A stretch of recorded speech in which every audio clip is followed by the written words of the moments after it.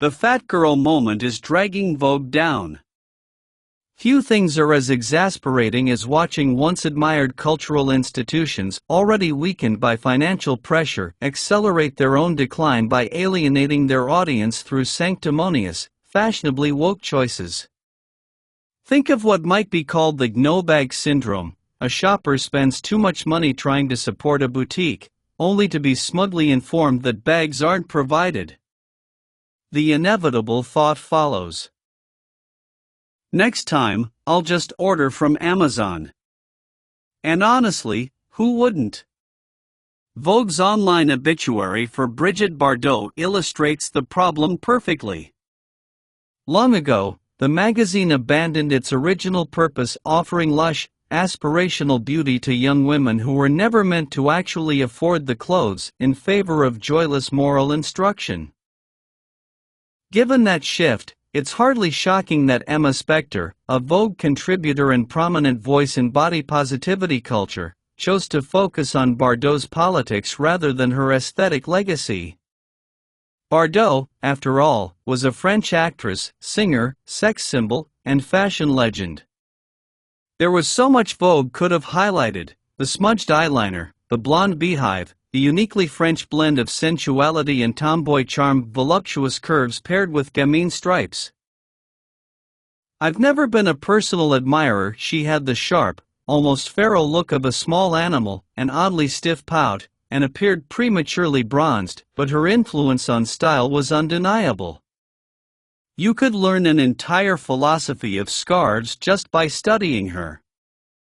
The orange skirt, metallic jacket, and black beret she wore alongside Serge Gainsbourg in Bonnie and Clyde still feel fresh today and would look perfectly at home on any modern city street.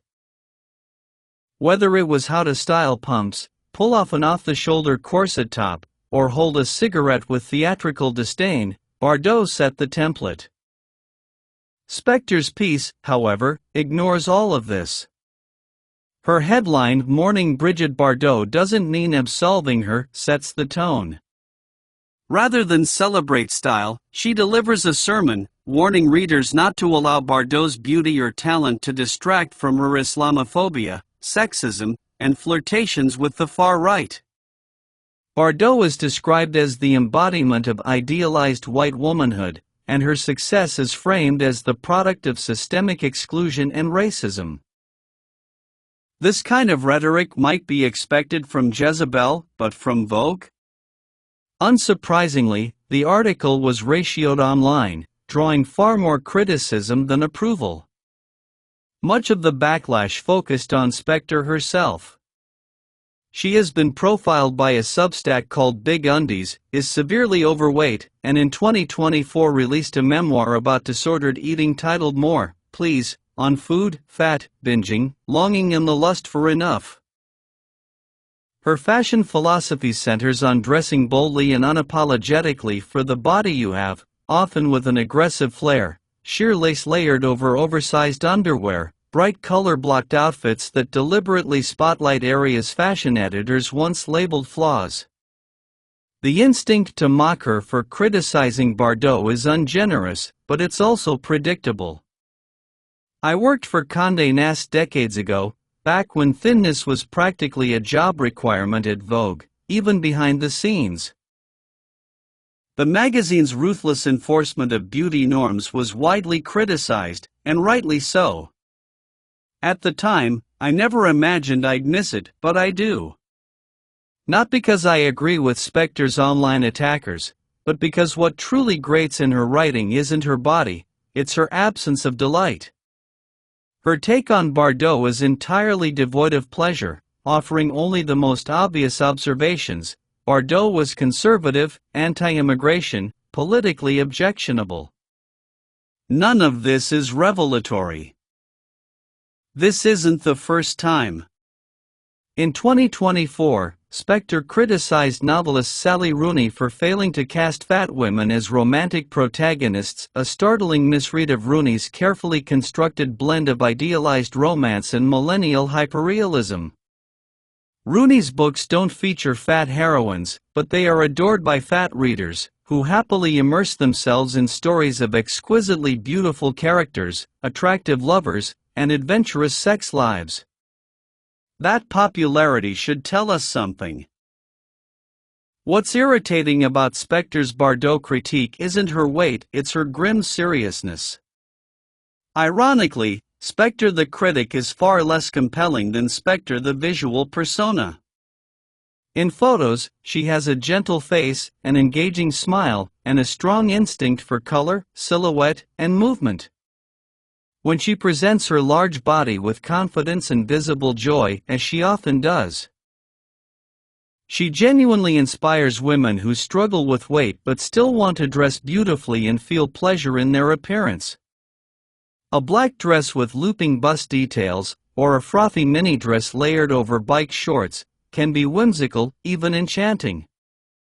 Even her most confrontational outfits carry a spark of defiance. Don't like it? Too bad. That punkish refusal to conform has real value. It doesn't overturn beauty standards, but it offers relief from their harshest pressures. If she were my friend, I'd admire her. These traits are far more subversive and far more interesting than her ideological positions. A more sincere version of body positivity would simply admit that beauty exists, that people enjoy looking at it, and that pretending otherwise is foolish. Beauty is a matter of luck, not virtue. Brigitte Bardot can simultaneously be a style icon and an unpleasant person. A fashion magazine is perfectly justified in celebrating the former without litigating the latter.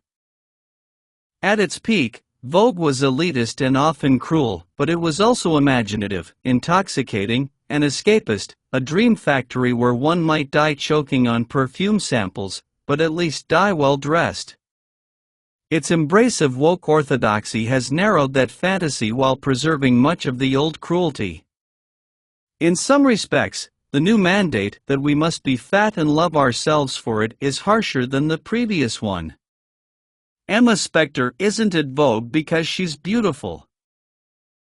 She's there as a symbolic gesture, a badge of ideological compliance with contemporary body positivity politics. The anger directed at her shouldn't be about her size, but about the falsehood she promotes regarding the meaning of beauty. Abandoning that pretense would allow her to be valued for her genuine strengths and would also let us properly dismiss her worst critics. It might even permit Vogue to return to the realm of fantasy, where it has always truly belonged.